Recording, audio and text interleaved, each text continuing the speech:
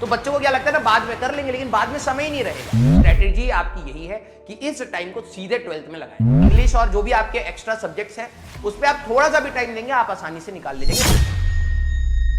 अगर आपने ये समय यूटिलाइज नहीं करा, आई एम टेलिंग यू, ठीक है, अगर आपने ये समय यूटिलाइज नहीं करा, जब हम लोग 11th का रिवीजन करेंगे, जो आप हमेशा कहते हैं सर 11th, तो 11th का एक प्रॉपर डेजिग्नेटेड टाइम हम लोगों ने रखा है and that is more than sufficient. बेटा क्रैश कोर्स में भी उससे कम टाइम में पढ़ाया जाता है, आपको ज्यादा टाइम दिया हुआ है। अगर आप उतने में, सिर्फ क्रैश कोर्स में उतने में 11th एंड 12th दोनों कराई जाती है। दिसंबर के आसपास क्रैश कोर्स आते हैं, जेई मेंस 1 से पहले खत्म करना होता है, आपको 11th पढ़ाई जाएगी वहां पर। तो ऑब्वियस है उतने में क्रैश कोर्स से भी बहुत सारे सिलेक्शंस होते हैं, बच्चे वहां से भी फोड़ देते हैं, लेकिन यस आपको पढ़ने के लिए टाइम चाहिए।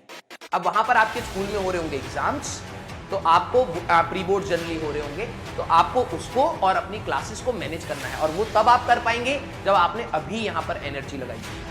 तो बच्चों को क्या लगता है ना, बाद में कर लेंगे, लेकिन बाद में समय ही नहीं रहेगा, ठीक है। अब उस समय 11 चल रहे हो, बच्चे कहते हैं सर मेरा 11th पे फोकस नहीं हुआ, अब जेई मेंस खराब हो जाएगा। फिर एक चीज खराब होती है, धड़ धड़ सारी चीजें खराब होने लगती है, मिसमैनेजमेंट बढ़ जाती है वहां पर, ठीक है। तो आप सभी लोगों को मैं बोलूंगा कि आप स्टार्टिंग से यहीं से ही अपने 12th पर फोकस करिए। 11th के लिए सफिशिएंट टाइम है, दिसंबर पूरा एक महीने में 11th आप बहुत अच्छे से कर सकते हैं। ऐसा नहीं है आपको कुछ नहीं आता, 10-15% कुछ तो आता है, फॉर्मूले कुछ तो याद है, आप उसको 50% भी ले जाएं, और 12वीं अगर आपकी होल्ड है, आप अगर 60-70% अगर अपना जेई मेंस में कराते हैं, मैं लिटरली बता रहा हूं बहुत अच्छी रैंक आ जाती है। अब बस स्ट्रेटेजी आपकी यही है कि इस टाइम को सीधे 12th में लगाया जाए। क्लियर?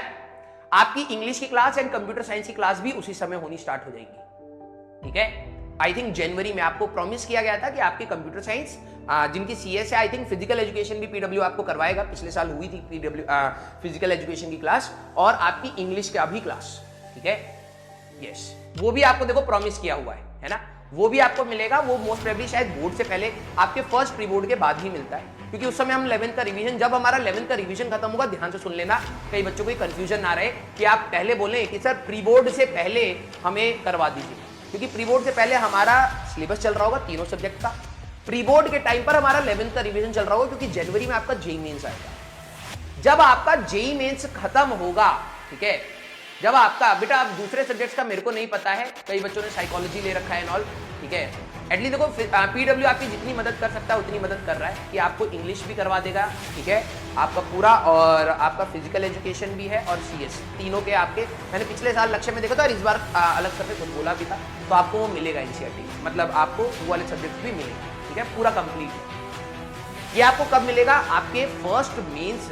का जो अटेम्प्ट हो जाएगा उसके बाद, मतलब आप ये समझ लीजिए या तो जनवरी के मिड के बाद या फरवरी में, लेकिन आपको प्री बोर्ड्स अपनी नॉलेज से क्रिएट करना पड़ेगा, अपनी नॉलेज से पास करना पड़ेगा, ठीक है। समझ गए मेरी बात? समझ गए मेरी बात? तो आप अपने इंग्लिश और जो भी आपके एक्स्ट्रा सब्जेक्ट्स हैं उस पर आप थोड़ा सा भी टाइम देंगे, आप आसानी से निकाल लीजिएंगे, स्कूल वाले उस पर आपको तंग नहीं करते, ठीक है, तो आप उसको प्लीज मैनेज करिए।